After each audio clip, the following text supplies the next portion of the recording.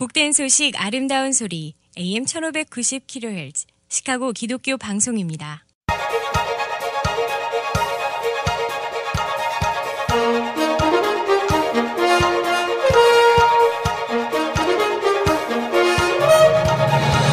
김정일 해설위원의 시사 해설.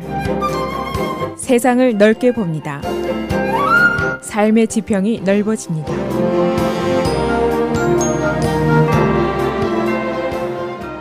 시사 해설입니다.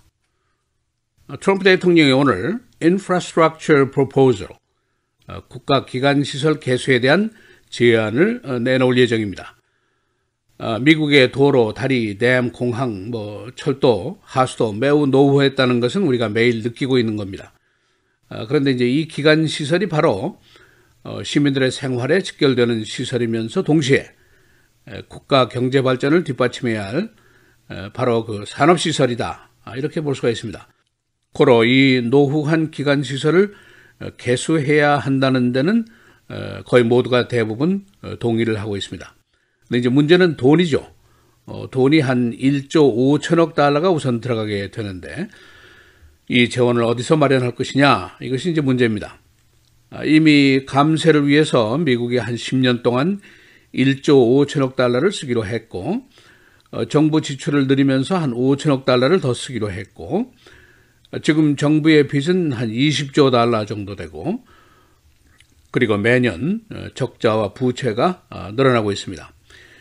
이 트럼프 대통령의 안은 연방정부의 자금은 조금만 쓰고 local government 그리고 개인 투자자의 돈을 많이 써서 국가기관 시설을 새롭게 한다라는 것입니다.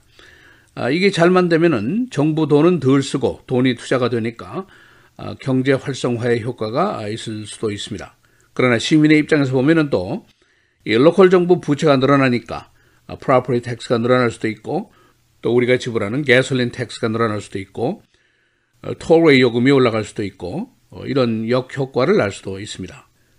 그래서 오늘은 트럼프 대통령이 오늘 발표할 예정인 국가기관시설 개수 제안, 어떤 내용인지, 또 국가 경제와 나의 생활에 어떤 영향이 미치게 될 것인지 알아보겠습니다.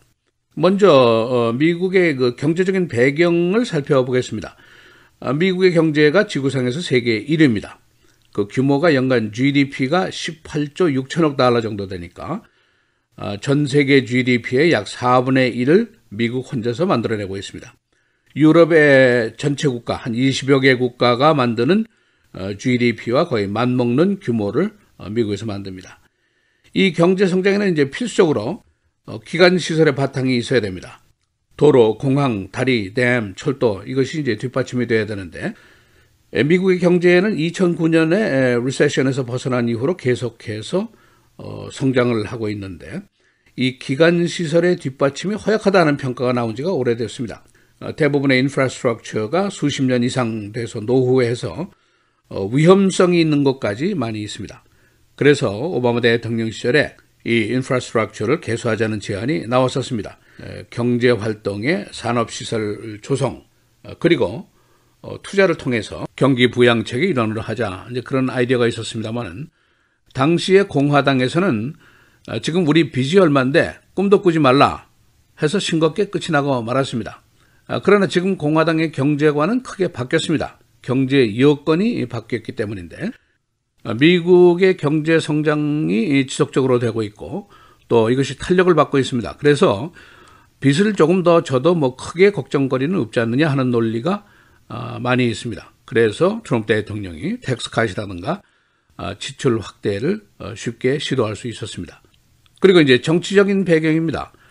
트럼프 대통령이 1000년도에 텍스 컷을 성공시켰고, 각종 규제를 풀어서 경제 성장을 촉진했고, ISIS를 분쇄했고, 이런 업적들을 제시하고 있는데, 2000년대에 들어서 이제 그의 안건이 뭐냐? 두 가지입니다. Infrastructure, 지금 말씀드리는 이 얘기고, 두 번째는 이제 Immigration입니다. 이민 문제입니다. 오늘 이제 구체안이 발표가 되겠습니다만은, 그의 기관시설 개수안은 기술적으로는 로컬 정부의 투자를 늘린다, 개인 사기업의 투자를 유도한다, 연방정부의 돈은 조금만 쓴다, 이겁니다. 총 규모 1조 5천억 달러가 필요한데, 연방 정부의 투자 기금은 10년 동안 한 2천억 달러만 쓴다. 그런데 이것도 전체 페더럴 프로그램에서 여기저기서 빼서 쓴다. 그건 아닙니다. 나머지는 어떻게 하느냐? 로컬 정부, 주, 시, 카운티가 투자를 해라. 그리고 개인 사기업으로부터 투자를 유도하자. 이런 겁니다. 기본 목표는 투자를 통해서 경기 부양을 한다. 여하튼 누구 돈이든지 1조 5천억 달러가 풀리게 되면은 고용이 늘고 임금이 늘어나게 돼 있죠. 소비도 늘어나게 돼 있습니다. 그리고 연방 정부는 이제 공사 허가라든가 이런 행정적인 지원을 신속하고 간소하게 하겠다 하는 얘기고, 그다음 또 한 가지는 이제 시골이라든가 이런 경제 낙후 지역의 투자를 확대하자 그런 아이디어고, 노동력을 전반적으로 이번 프로젝트를 통해서 강화하자 그런 아이디어를 내놓고 있습니다. 이제 실제적인 예상을 보면은 로컬 정부의 투자가 늘어나게 되면은 이제 정부가 금융 론을 늘린다는 것이죠. 그렇게 되면 이제 property tax라든가 fee라든가 이런 것이 늘어날 수가 있습니다. 우리하고 직결되는 문제죠. 예를 들어서 LA가 2016년도에 기관시설 개수를 위해서 1,200억 달러를 조성했습니다. 당시에 세일스 텍스 인상을 주민 발의안을 통해서 투표에 붙여서 한 적이 있습니다. 그리고 이제 지금 가솔린 텍스를 우리가 내고 있는 것이 있는데, 연방 텍스만 한 갤런당 18.4센트를 우리가 냅니다. 그런데 이게 이제 1993년도 당시 세금입니다. 그래서 상공회의소 측에서는 한 5센트 정도 더 올려받아도 괜찮지 않겠느냐 그런 의견을 가지고 있습니다. 그렇게 되면은 5년 동안 한 3,940억 달러가 더 조성이 됩니다.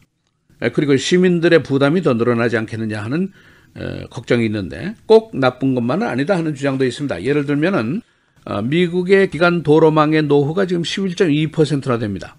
여기에 따른 그 부작용이 만만치가 않은데, 이로 인해서 드는 연료, 시간, 고장 수리 그 경비가 연간 한 2,720억 달러가 드니까 이것을 방지한다면은 시민들이 꼭 손해만 보는 것은 아니다. 그런 이론도 있습니다. 그러나 역시 반론 제기도 있습니다. 지금 로컬 정부의 재정 형편이 대부분 모두 나쁜데, 일리노이도 나쁘죠. 더 부담을 주면 어떡하느냐 하는 걱정이 있습니다. 그리고 사기업 투자를 유치한다는데 자칫하면 월스트리트의 큰 손들만 배불려 주는 것이 아니냐, 이들로부터 더 정치연금 더 받기 위한 책략이다, 그런 반론도 있습니다. 또 한 가지는 우리가 이제 시카고에서 파킹 미러를 큰 손에게 넘기니까 우리가 지금 주차료를 엄청나게 많이 내고 있죠. 이런 우려를 하는 쪽도 있습니다. 그런데 이제 트럼프 대통령이 이 인프라스트럭처의 제안을 한 이후에 지난해 9월에 여론조사를 해보니까 전체의 84%가 고치자 하고 찬성을 했습니다. 미국의 기관시설 노후가 어느 정도 이제 한계에 도달했다, 그런 결론이 나올 수가 있습니다. 일리노이 주의 기관시설 전국에서 30위로 나쁩니다. 도로가 위험한 것이 10.5%입니다. 17위. 다리가 위험한 것이 8.4%, 25위입니다. 댐이 위험한 것이 14.4%, 17위. 그리고 전국적으로는 댐 위험한 것이 17%나 됩니다. 15,500개소. 그리고 도로가 위험한 것이 11.2%, 다리가 위험한 것 10,000개소입니다. 구조적인 결함이 있는 것이 이제 이렇게 많이 있습니다. 이 트럼프 대통령이 이제 2000년도 들어서면서 뉴스를 장식할 안건들 중에서 이 국가 기관 시설 개수, 이것이 이제 제일 큰 어젠다로 당분간은 뉴스를 장식하게 됩니다. 트럼프 대통령 첫 해에 이런 질문을 한 사람이 많이 있었습니다. 언제 과연 그가 탄핵이 될 것인가? 그런 질문을 하는 사람들이 있었는데, 이제는 이 질문이 좀 달라졌습니다. 과연 그가 제2기 임기 두 번째 텀을 할 수 있을 것인가? 그런 질문으로 바뀌고 있습니다. 어제 한 방송 토론 회의에서 출연자가 한 말이 있습니다. 지금 텍스 컷으로 인해서 두둑한 보너스를 받은 사람이 한 420만 명 정도 됩니다.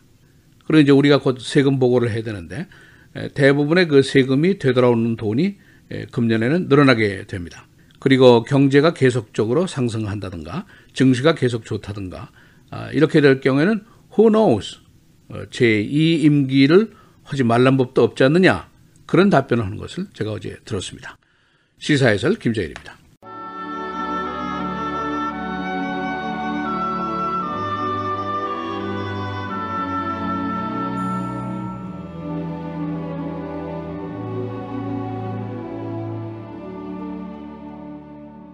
우리는 뒤로 물러가 멸망할 자가 아니요 오직 영혼을 구원함에 이르는 믿음을 가진 자니라.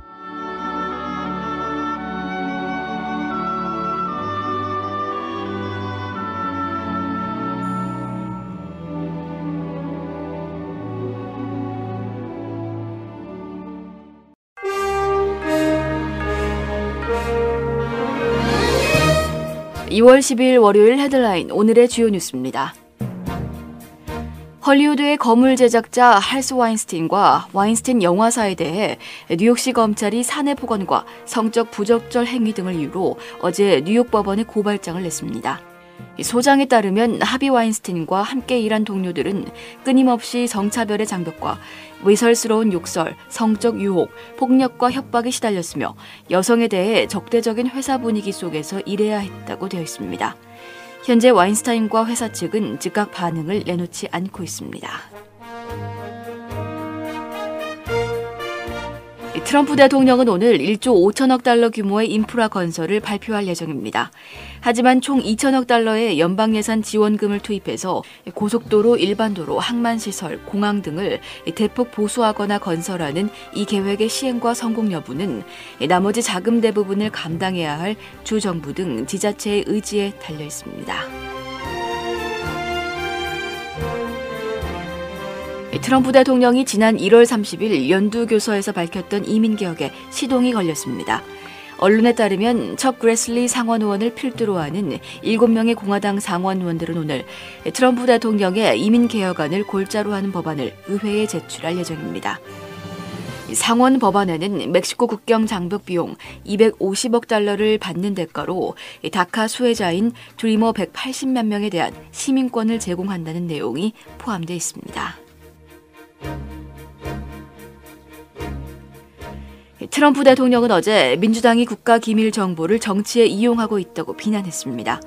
트럼프 대통령은 2016년 대선에 러시아가 개입했는지 여부에 대한 FBI 조사가 권한을 남용한 것이라는 공화당 측 메모를 반박하기 위해 민주당이 작성한 메모에 누설돼서는 안 될 국가 기밀들이 포함되어 있다고 주장했습니다. NBC가 평창 동계올림픽 개막식에서 일본의 식민 지배를 옹호하는 망언을 한 해설자 좌슈아 쿠퍼 라모를 퇴출시켰습니다. 지난 9일 라모는 NBC 해설자로 평창올림픽 개회식 장면을 전하면서 일본 선수단이 입장하자 한국을 1910년부터 1945년까지 강점했던 국가라고 소개했습니다. 그러면서 모든 한국인은 국가 발전 과정에서 일본이 문화적, 기술적, 경제적으로 중요한 모델이 됐다고 이야기할 것이라고 말해 한인 동포를 포함한 네티즌들은 한국을 비하한 망언이라며 거세게 반발했습니다. 평창 동계올림픽 소식입니다. 미국의 레드몬드 제라드가 남자 스노우보드 슬로프 스타일에서 첫 금메달을 목에 걸었습니다. 또한 제이미 앤더슨이 스키 스노보드 슬로프 스타일 여자부에서 올림픽 2연패를 달성했습니다. 루지 남자 싱글에서 크리스 메절 은메달, 피겨스케이팅 단체전에서 미국이 동메달을 획득해 현재 금 2개, 은 1개, 동 1개로 메달 순위 4위를 기록하고 있습니다. 한국의 임효준 선수가 지난 10일 남자 쇼트트랙 1500m 결승에서 2분 10초 485의 올림픽 신기록으로 한국의 첫 금메달을 선사했습니다. 메달 순위는 6위입니다.